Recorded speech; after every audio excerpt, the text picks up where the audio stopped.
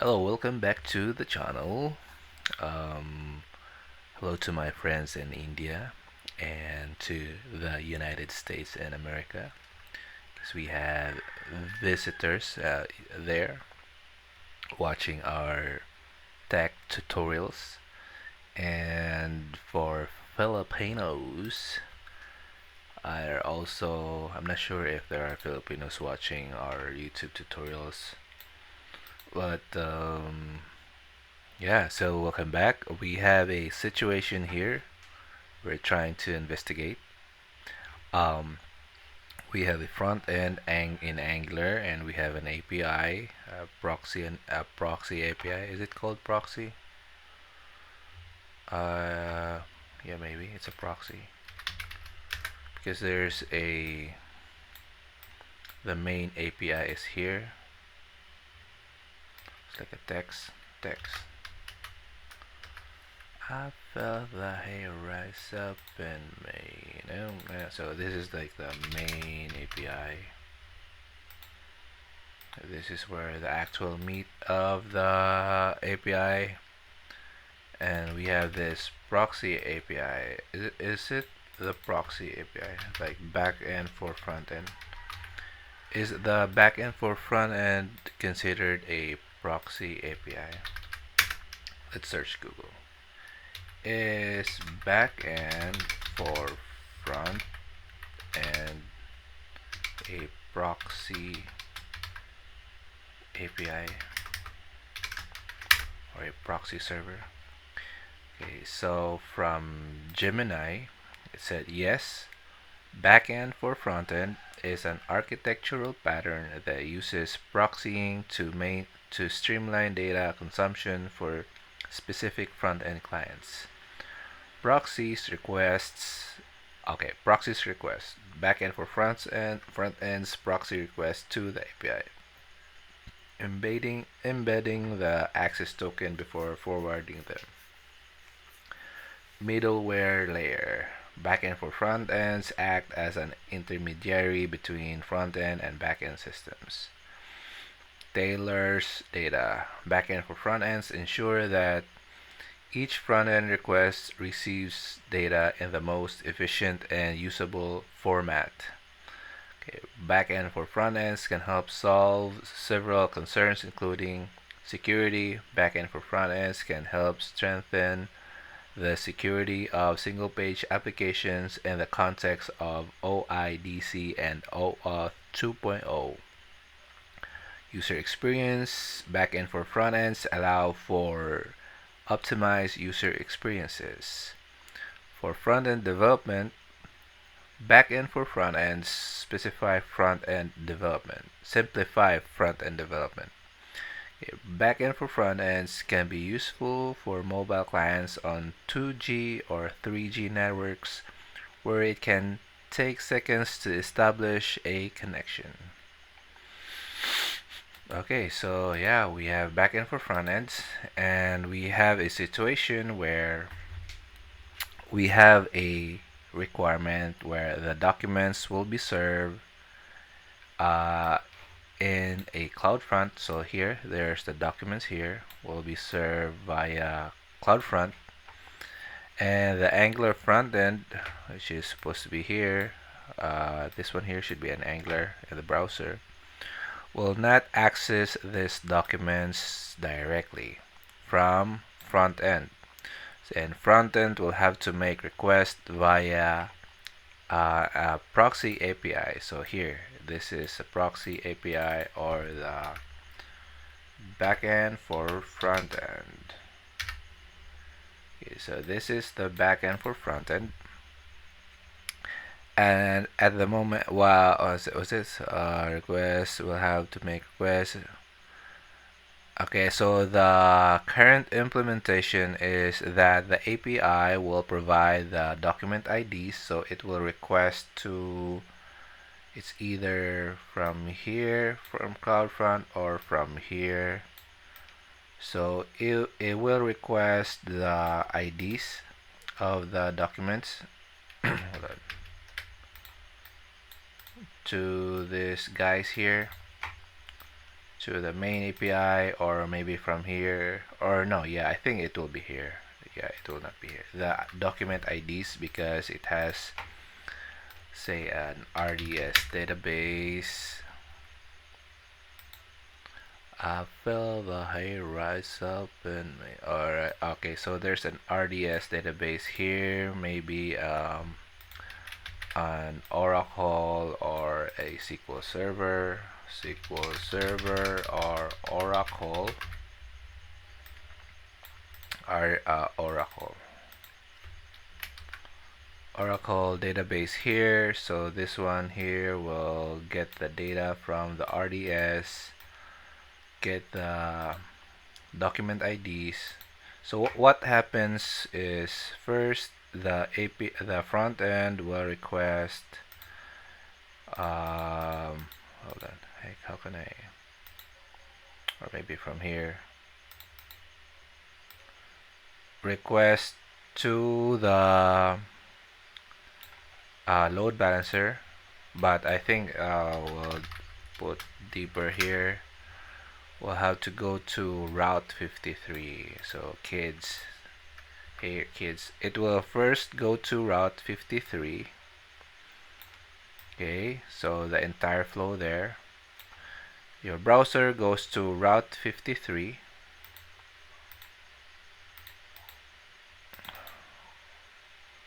How can I connect from here? Yeah, I will not connect it, so it will just be like that. So this is the browser. Okay, so it will go to Route53. When the browser makes a request, it will go first to the is it called the root DNS, where it's going to check for the top level domain, which is the .com or the .net or the .org, something like that. So it will go to the root DNS, and then the root DNS will respond with an IP address, and then it will go to another DNS that is responsible for the second level domain. So is the second level domain can go directly to the authoritative DNS already? Let's check. Is it scanning, or is the query for the secondary domain already in the authoritative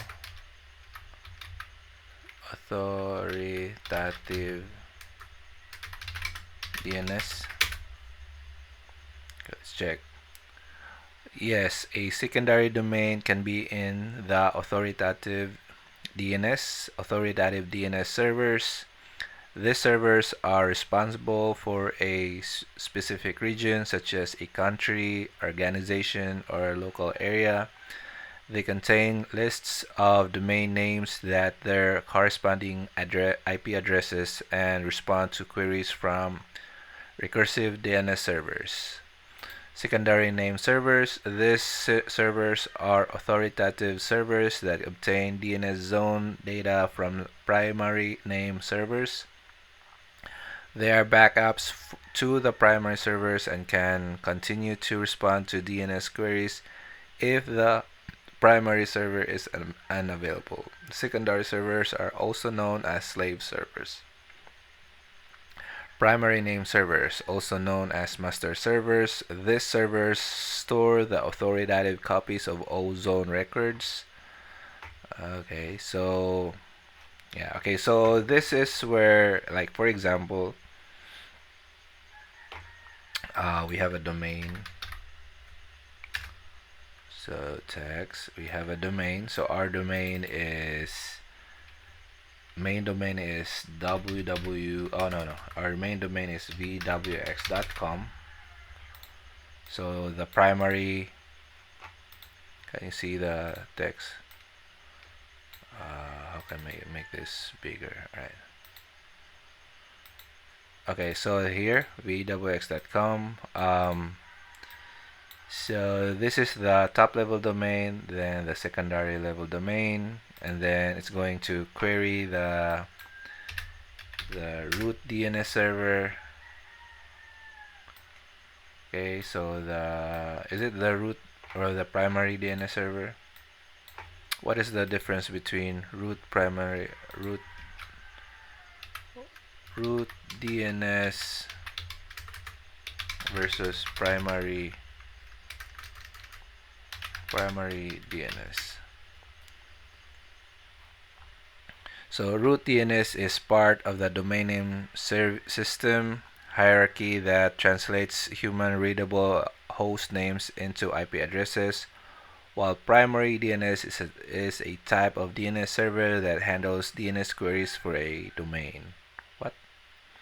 So the root DNS is the top of the DNS hierarchy, yeah? So that is where you're going to query for your top level domains. The primary DNS server is the authoritative source for the okay, so Route53 here has the primary DNS, primary DNS here, the route 53, and this one here is the root DNS. Alright, root DNS. Okay, so when you go to when you search when you type in the browser https www.vws.com, it will go to the root DNS, get the IP of the primary DNS, and then the browser will go to the primary DNS, check its where is the vws.com, and then your primary DNS here will have a list of records, which are a record is for domain to IPv4, then so that is the A record. Then another is the 444. Is it the 444 record? Okay, so AAA record is for IPv6, right? Yes, triple. Oh no, not triple. It's quadruple record. The 4A records are for the IPv6. Okay, so that is for the IPv6. So CNAME record is for domain to like a DNS. What is that name? DNS name. What is that for the application load balancer names? ALB DNS name, right?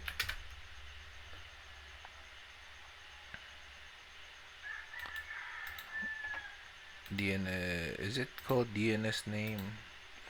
Configure a custom domain name for your classic load balancer. Okay, your load balancer receive a DNS name. Yeah, so this is a DNS. Yeah, it's a DNS name. Just wanna double check if our terminologies are correct. So DNS name and alias record is for domain to still DNS, right? But this one you can only use for the CNAME. You can only use like www.vws.com or api.vws.com. So this is like the subdomain, right? Subdomain. This is the top level domain. Are you still seeing my... Okay, so top level domain, secondary level domain, subdomain. Then you can only use subdomain for the scene name, and while for the alias you can use the secondary level domain. Let's double check. So scene name can is this correct? Where CNAME can only use a subdomain for routing, while alias you can use the top or the secondary level domain for routing. Okay, so let's check for the answer. CNAME must be a subdomain. An alias record is not actually a real record. It is a construct some providers use to allow pointing of a domain to another domain. Yeah, so that's it. A domain to another domain. To another domain. Then CNAME must be an alias. Must be a subdomain. Let's see, what is the... yeah. CNAMEs are funny and best avoided as much as possible. You cannot use a CNAME at the root level. This will not work as expected and breaks the RFC. For them, a CNAME must be a subdomain. An alias record is not actually a real record. It is a construct some providers use to allow pointing of a domain to another domain by converting it into an A record. Oh yeah, so this one here will be converted to an A record.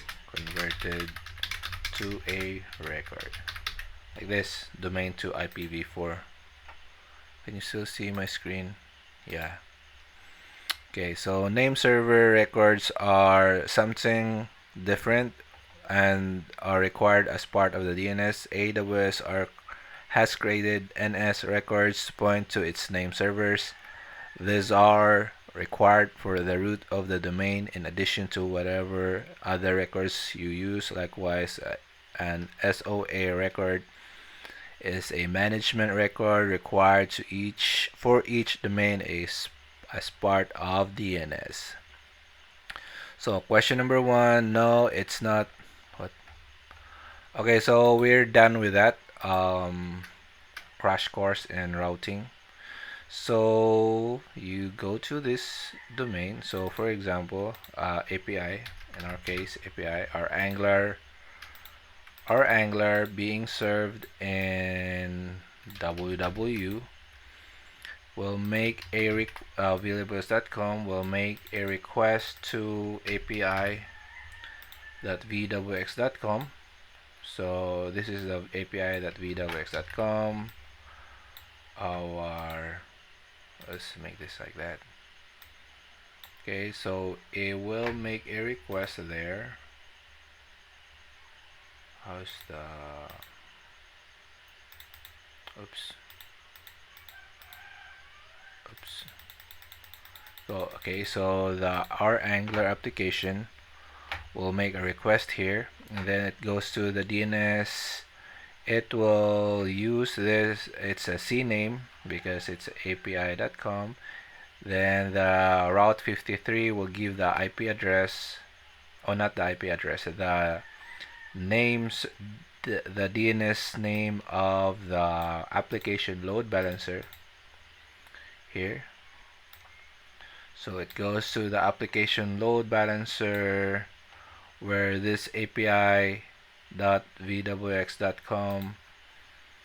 has a target group. This one has a target group, and then the target group is this one, our API here, no, our EC2 that is serving the application belongs to a target group How can we put a target group? Target group. Target group. Target group. Alright, so let's just try to find the target group. Target group.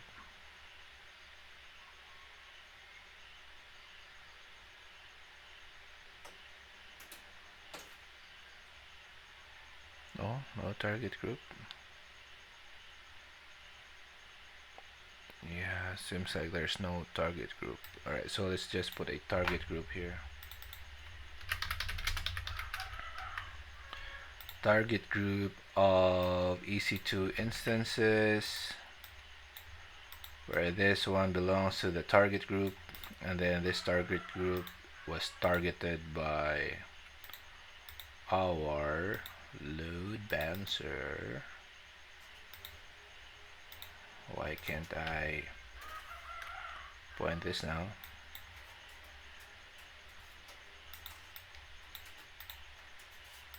Okay, so that targets to the target group, and then the target group are, oops, our EC2 is on the target group. Okay. Alright, like that.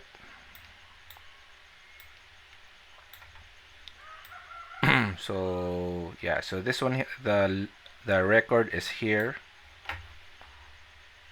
Actually, the record is in our Route 53, and then that record points to the DNS name of our application load balancer. Then our application load balancer routes traffic to the target group of the EC2 instance where our application belongs. This one here. Then it's going to make a request to the main API here, because this one is just a proxy. So it goes to the main API, and then the main API gets data from the database, the RDS database, and then the RDS database will respond, will return. How can I? Alright, just like so, it will just it will return data to the main API. The main API returns data to the EC2 instance.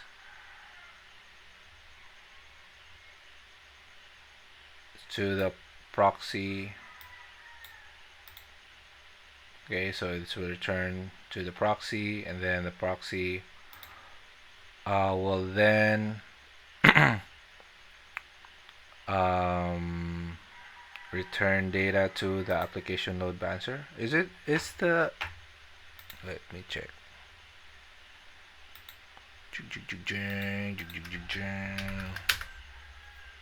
Yeah, it should be right, because this is where I think, yeah, it will return to the application load balancer.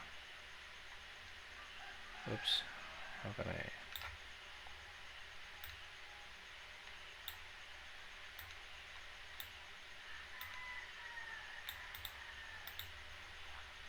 Okay, is data if load balancer routes traffic to EC2 instance, then EC2 instance returns data, it still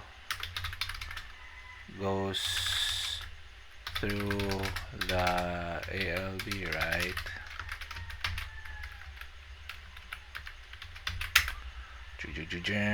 Yes, traffic returned by an EC2 instance that was routed through an elastic load balancer still goes through the ELB. So the ELB routing routes traffic to registered targets like EC2. Can you still see my screen? Yeah, EC2. instance based on the internal logic.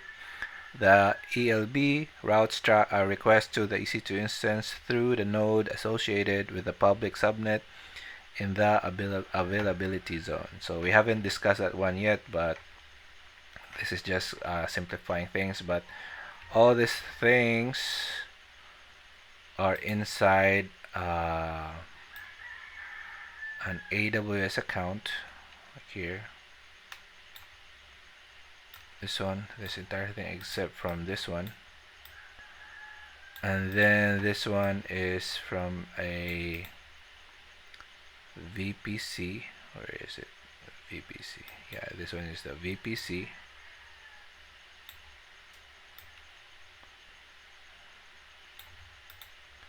Okay, and then there's a region here. This is the region. So all this stuffs belong to a region, and then this stuffs here are in availability zones, like that. And then there's like a public and private subnets. So for now, yeah, we'll just discuss the private and public subnets later on. Oops, nah, yeah, because it will destroy our flow here. But yeah, so that's it. So where we are, it returns the data back to the ELB, the elastic load balancer or the application load balancer, and then the application load balancer will then return to the calling front end, right? It doesn't go through the Route 53 anymore. Oh man, send to back, send to back. Okay.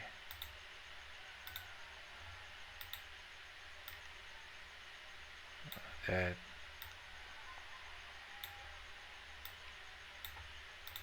But this one in reverse should be in reverse. How do we reverse this thing?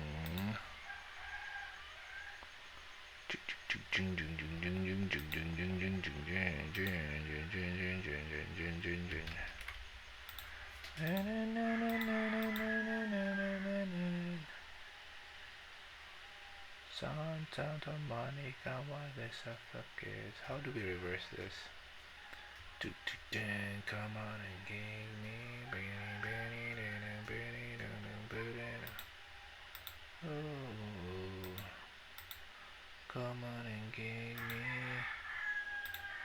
Oh, I've got a problem. Oh, alright, I think that's it. Okay, so that's it. I return the application load balancer does data from ALB still goes through Route 53, or it goes straight to front end.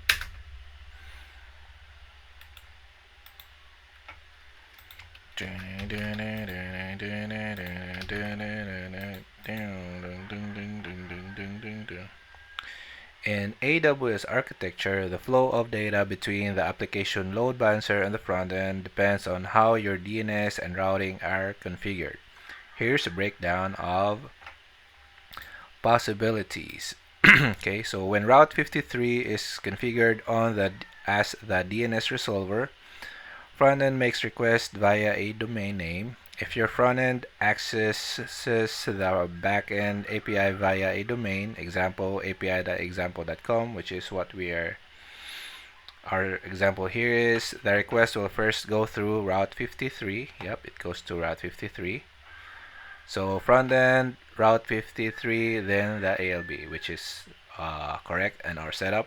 Then the rule of Route 53 only resolves the DNS name to the IP address of the ALB or CloudFront distribution. Yeah, correct. It will just resolve, so the domain will be converted to a DNS name or an IP address of the ALB. Then after resolution, the traffic goes directly from the front end. Okay, so after resolution, the it will not go through here. It will just check where is the IP address of this, and then the front end will still go directly, not from here. Oops. Can I just delete that? Still goes here directly. So it will check first. So the arrow is like this. It will check for the where is the record, where is the IP address, and then after that it knows the IP address, and it will go straight to that to the ALV, and it will have time to live like a TTL, so that it doesn't keep on requesting where is the IP address of the domain that it's trying to access. So the browser will know, okay, I know that this is the IP address of this domain. I will not ask you for that anymore. But when the time to live expires, the the browser will, hey, will go to the DNS again. Hey, I forgot, where is that again, the IP address of this thing, and then the DNS will remind the front end that, hey, I know you're Dory. Yeah, just go straight here. Okay, so that's the flow.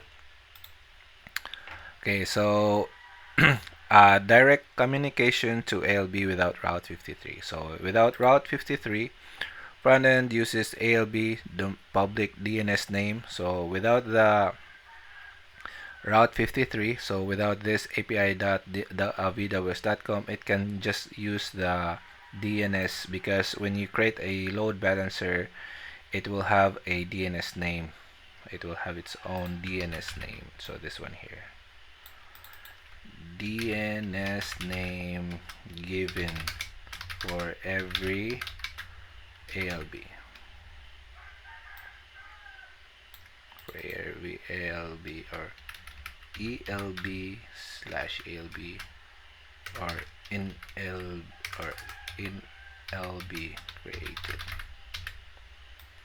So does the wow. Alright, so does the oops. Yeah, a network load balancer also has domain DNS, right? And LB also has given DNS name, right?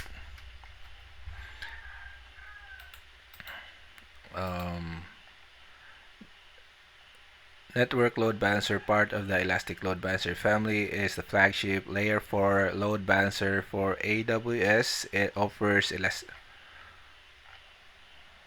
think it is. It also has its DNS name given when you create an NLB. NLB is a network load balancer, much faster than ALB, but this one is communicating through TCP and UDP, while ALB is HTTP, HTTPS. And yeah, so where are we now? Yeah, it go ALB, direct communication without Route 53. Front end will just use the domain name server, the DNS name of the ALB. Okay, when using CloudFront in front of ALB, front end requests pass through CloudFront. If you use CloudFront as a content delivery layer in front of ALB, Route 53 might still play a role in DNS resolution, but the traffic flow changes. So if you go straight to CloudFront, if you're using CloudFront, then the front end goes to Route 53, then Route 53 goes DNS resolution, goes to CloudFront, then CloudFront, then ALB. So that is if your ALB is fronted with CloudFront. So not the CloudFront for our documents, but CloudFront for our ALB. So if that is the case, okay. So to make things simpler, we will not discuss this for now. Okay, so so why use CloudFront to front our ALB? To provide caching, reduce latency, and secure content with features like signed URLs or tokens. Okay.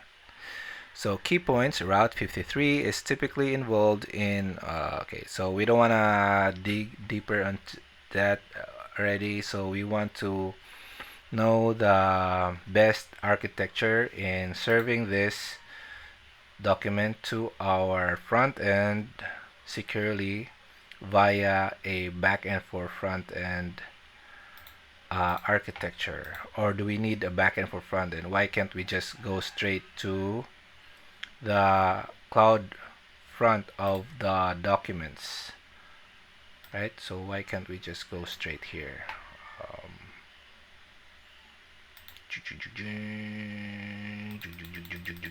So this is red because we don't know why. Is that red? Is that red enough? Okay, so that is red. Why still not red? Why do you like pink? I already set it to red. Like, why is this red to you? Alright, so let's just leave it like that. Curly, curvy. Okay. Okay, so why is it like that? Why can't we just go straight here? Okay, so yeah, so at the moment the implementation is that the API will provide the document ID. It's available for download in the front end, then the API encrypts. So this one here encrypts this IDs before sending to the front end. When the front end makes request to API, the API, this one here, decrypts the IDs again. Then it will now have the actual name or the ID to be downloaded from the CloudFront. Then it serves the data back to the front end. So that is the current flow. And so the architecture you've described, so that we have described, is designed with security in mind, aiming to prevent direct access to documents stored on CloudFront and ensuring that access is controlled and monitored. Here's an explanation of why this flow is used and suggestions to improve security further. Why the architect suggests this flow: decoupling front-end from CloudFront direct access. By not allowing the front-end to directly access CloudFront, the architecture enforces that all requests are routed through the API layer. Okay, so everything goes to the backend for front-end. This approach ensures that access to documents can be controlled, monitored, and logged via the API. Okay, so logging, monitoring. Okay, so we're going to list it down here. Can you still see my... Okay. For logging, monitoring, what else? Control. Okay. So that is one of the reasons. Encryption of document IDs. Encrypting document IDs before sending them to the front end prevents tampering or guessing of valid IDs. It ensures that only the front end with a valid session can interact with the API, reducing the risk of unauthorized access. Controlled document retrieval. The API acts as a gatekeeper, decrypting the document IDs and making requests to the CloudFront on behalf of the front end. This ensures that only authorized requests reach CloudFront, reducing exposure to attacks like token reuse or ID enumeration. Okay, so let's put that here. So we're going to study it further. Okay.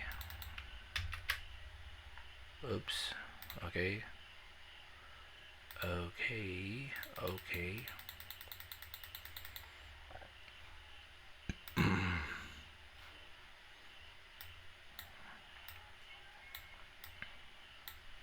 Like that.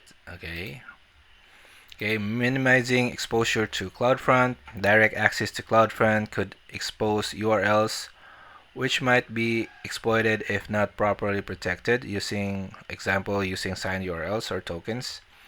The API layer acts as adds a security boundary, keeping CloudFront URLs hidden from front-end users. Okay, so that maybe users will not know that the documents are being served via AWS or CloudFront. That is a nice security also, right? So suggestions to further secure the documents on CloudFront: use signed URLs or signed cookies for CloudFront. Implement signed URLs or cookies in CloudFront to restrict access to authorized users and requests. The API can generate these signed URLs with a short expiration date, time, and provide them to the frontend, ensuring that only valid users can download the document. Yeah, so instead of the API encrypting the IDs, it will generate signed URLs for those IDs. So we're going to ask which is faster. Okay, we're now going to ask which is faster. Is custom encrypting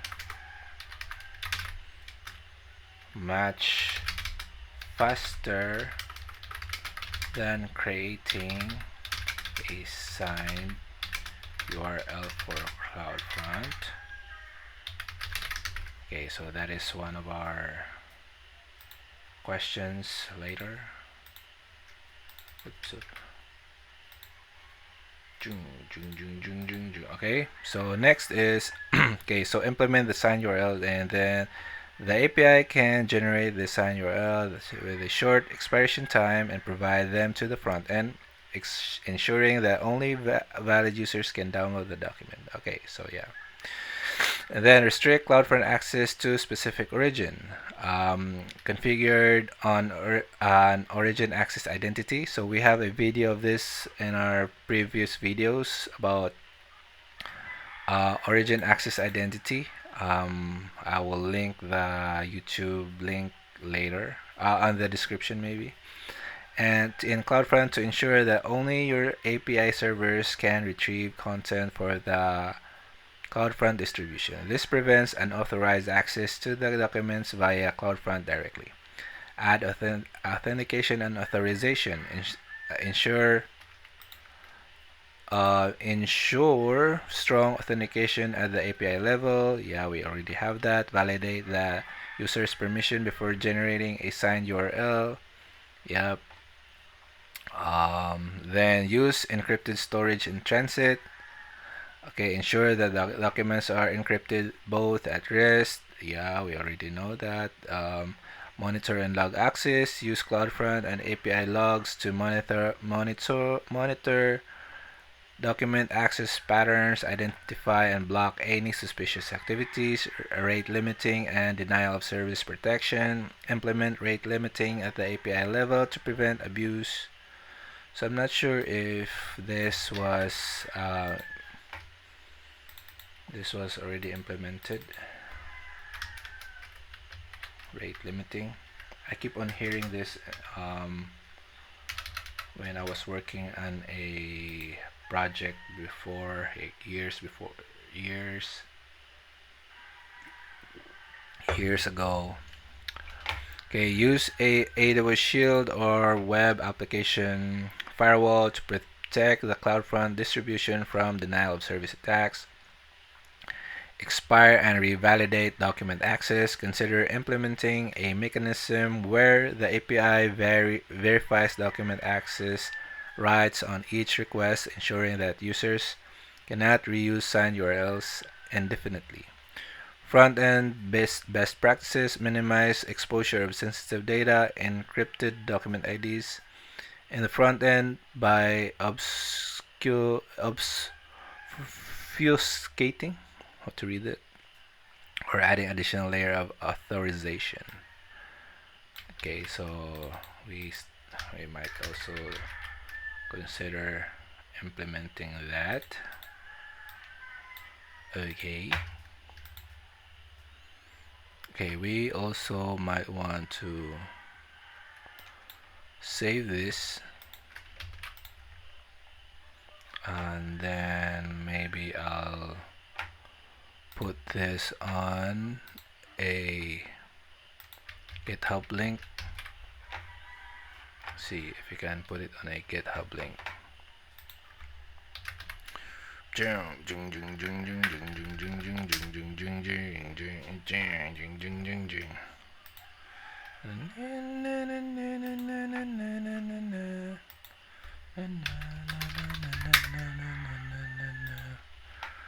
Right, so I'll put this on a GitHub link. I'll create a new file. This one.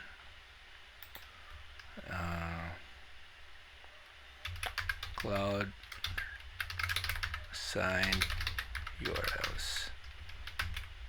Okay, commit changes.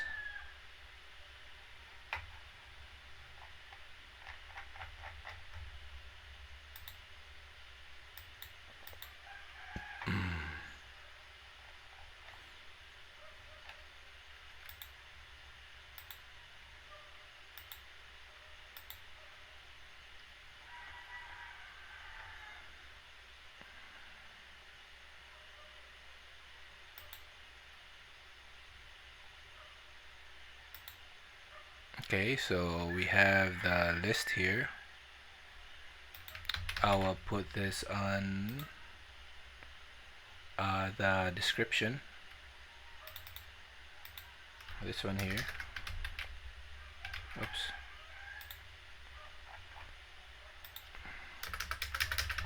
If you guys are viewing this,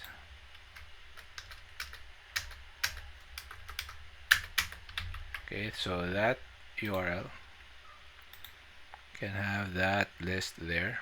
Okay, so our next thing that we're going to ask is okay, so where is that thing that we want to ask?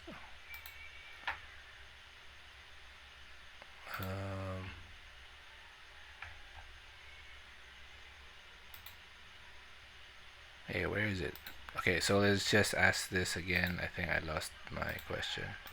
Okay, so which is faster, encrypting the IDs or creating signed URLs for the documents? Okay.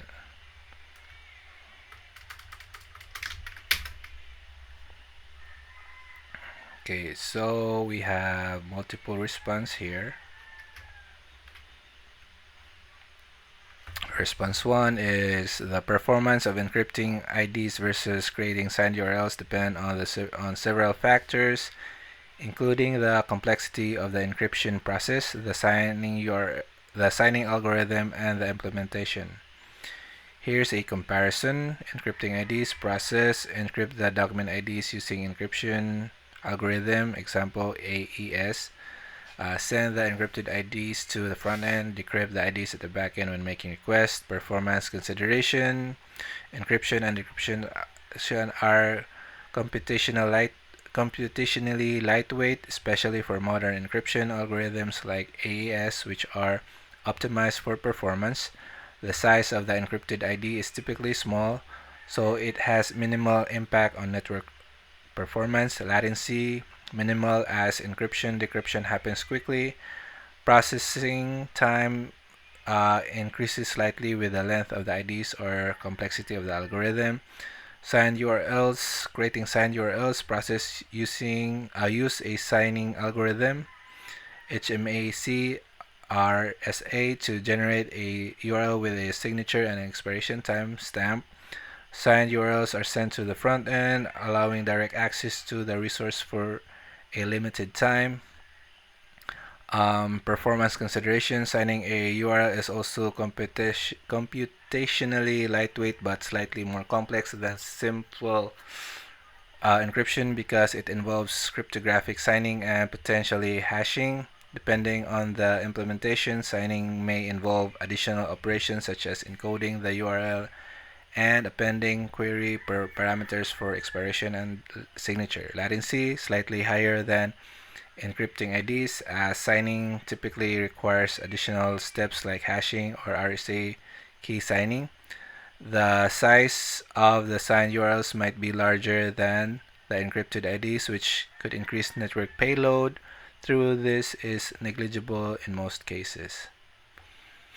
Okay, so which is faster? Encrypting IDs is generally faster because it involves fewer computational steps and smaller payloads. However, the difference in speed is negligible in most cases, especially for modern hardware and libraries. So, which should you use? Encrypting IDs best if you need to protect sensitive internal data, example document IDs, while ensuring they remain opaque to the client. Useful when the API always acts as a middleman to retrieve the resource. Signed URLs best if you need to allow clients direct access to resources. Example, the CloudFront or S3 for a limited time provides a more robust solution for controlling resource access via expiration and request validation. Final recommendation: if performance is critical, encryption is faster but has fewer features. If security and access control are priorities, use signed URLs as they provide direct resource access with built-in expiration and validation. For most use cases involving front-end, signed URLs are the preferred choice. Yeah. How about if currently data document IDs are getting returned to front end in thousands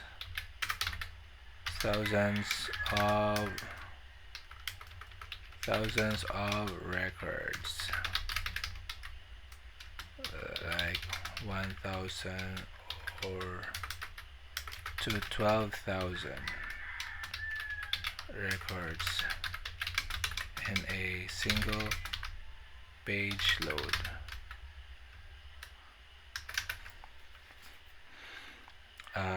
Can you recommend the best approach to handle this with a backend for front end with a Angular backend for front end and CloudFront setup? Okay. Handling thousands of documents, example 1,000 to 12,000 in a single page load, requires an efficient approach to manage performance, bandwidth, and security. Below are best practices tailored for an Angular frontend, Backend-for-Frontend, and CloudFront setup. Challenges: performance. Large payloads can slow down page loads and consume significant bandwidth. Scalability: handling and processing large amounts of data in the front end and API. Security: exposing sensitive data, example encrypted document IDs, to the front end increases the risk of tampering or misuse. Recommended approach. Use pagination or lazy loading for document IDs. Okay, while Y reduces the amount of data sent to the front end in one go, improves page loads time and responsiveness. Implementation: paginate the document IDs at the API level. Example: 100 to 500 IDs per page. Load additional pages as needed using indefinite scroll or explicit navigation. Example: load more buttons.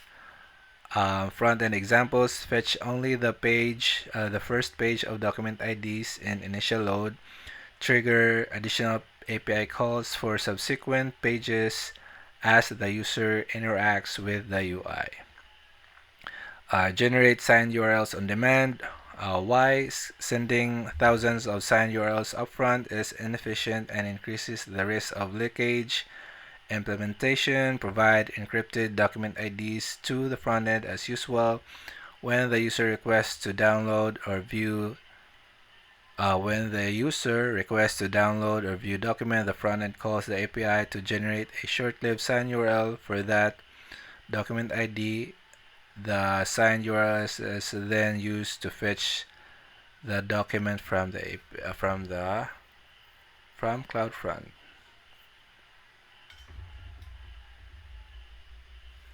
Okay, so we are still going to encrypt the document IDs to the front end, and then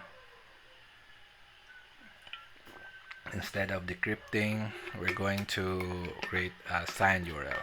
Okay, benefits: minimize of exposure of signed URLs, reduces the load on CloudFront and API for unused documents. Use aggregated or summary data. Why users may not need to interact with all document IDs at once. Implementation: instead of sending individual IDs, provide metadata, example count, categories, or summarizes for the document. Allow users to drill down into specific groups or categories to fetch detailed IDs only when needed. Yeah, right. Yeah, this is a good idea. So that you don't have to encrypt all the IDs. Okay. So optimized data, we'll think about it later when I have a walk. So let's put this on the notes so that we can check this later while walking, doing some exercise walking as an old man. Okay. Optimize data transfer. Why large payloads can slow down the network and perform front-end performance. Implementation: use gzip or broadly compression at the API level. Send only the data necessary for the front-end. Minimal metadata. Exclude redundant fields. Front-end example: use Angular's HTTP with proper data parsing and streaming to handle paginated or chunk. What?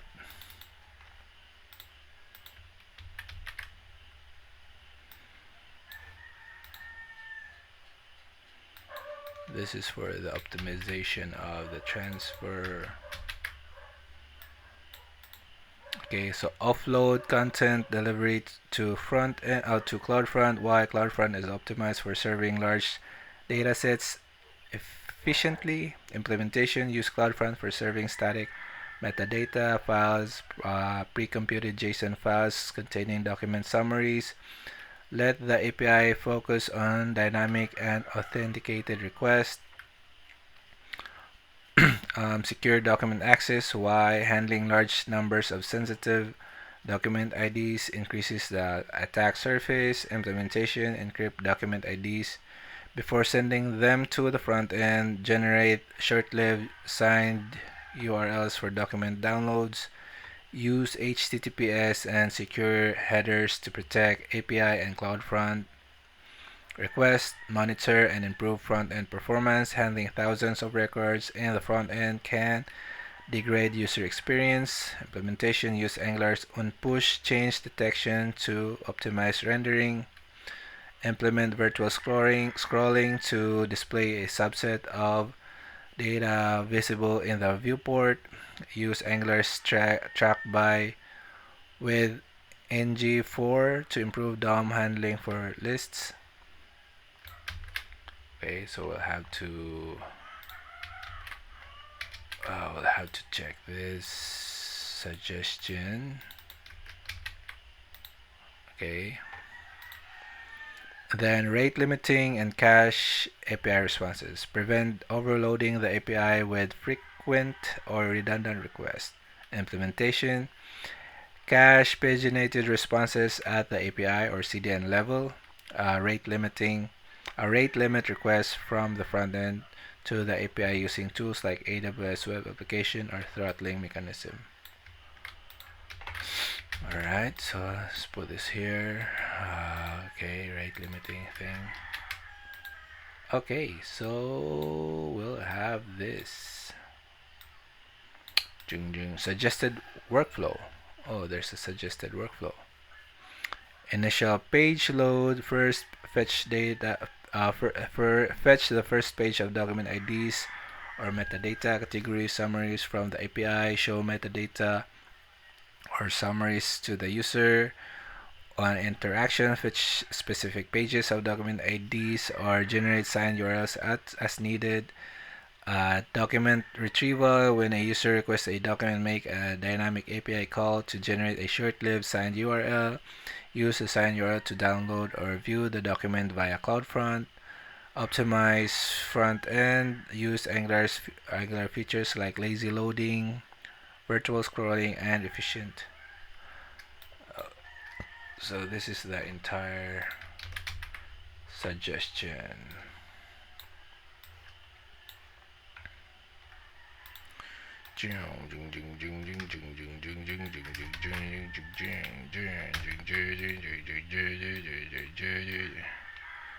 Alright. Okay, we got work to do. Okay, by combining pagination, on-demand sign URLs, and front-end optimization, you can significantly improve performance, scalability, and security in handling large data sets. This approach ensures that only necessary data is fetched and exposed, like leveraging CloudFront's strengths to efficiently for efficient content delivery.